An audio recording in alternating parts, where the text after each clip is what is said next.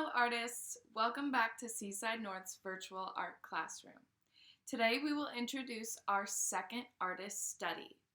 We will be learning about fascinating colorist Alma Thomas, whose brightly designed work was inspired by the beauty that she observed in nature.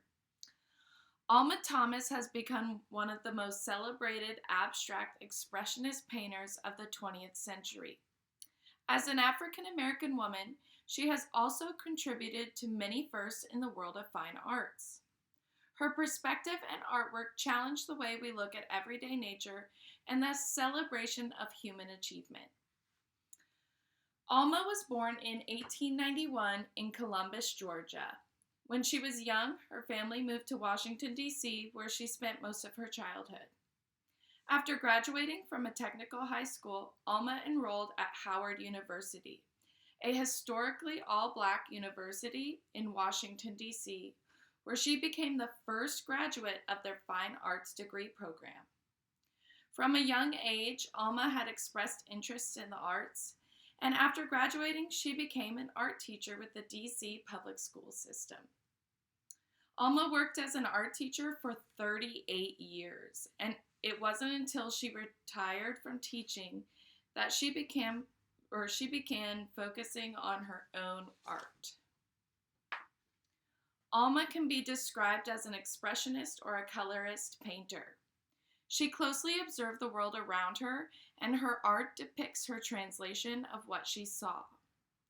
Alma painted with acrylic paint on canvas, and she used colors and directional lines to capture the life and rhythm she found in nature and science. Alma was particularly inspired by trees and flowers, painting abstract variations using broad brushstrokes and exploring how elements such as sunlight, weather, and time of day changed how nature looked.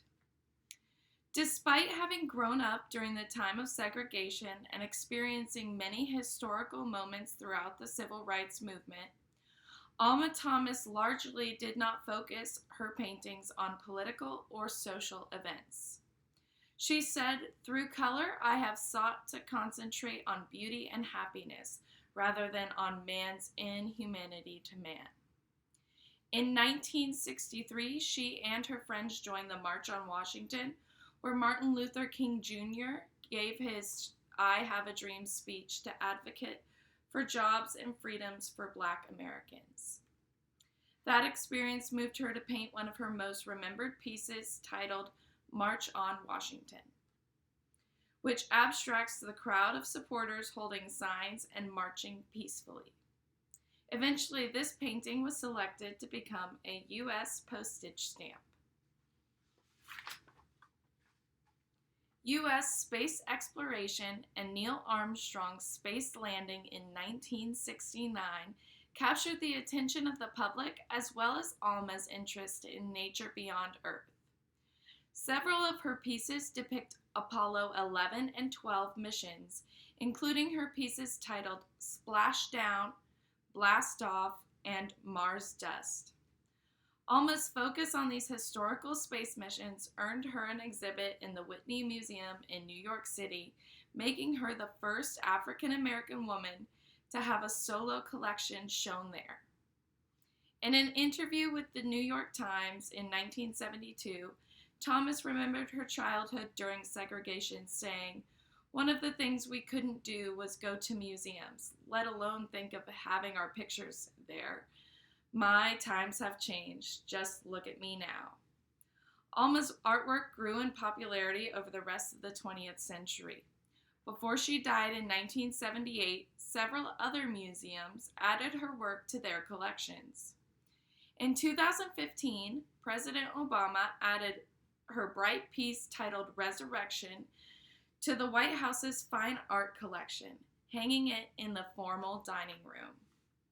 Having never married or had children, the majority of her life's work was donated to the American Art Archives, so her work will forever be accessible to the public.